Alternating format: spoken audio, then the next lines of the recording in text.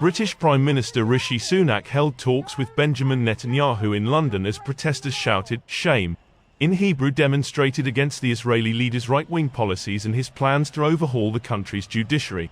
Netanyahu had to pass by hundreds of protesters waving Israeli flags and waving signs calling for the defense of Israeli democracy as he arrived at 10 Downing Street for discussions that focused on the war in Ukraine and concerns about Iran's nuclear program.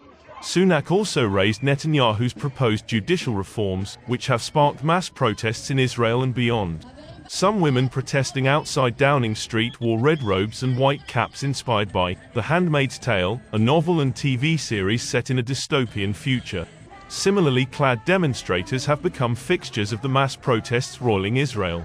Sunak stressed the importance of upholding the democratic values that underpin our relationship, including in the proposed judicial reforms in Israel, the British leader's office said in an official readout of the meeting. Netanyahu's proposals would give his government more control over judicial appointments, weaken the Supreme Court by limiting judicial review of legislation, and allow Parliament to overturn court decisions with a simple majority vote. He arrived in the UK as protesters in Israel blocked roads and clashed with police.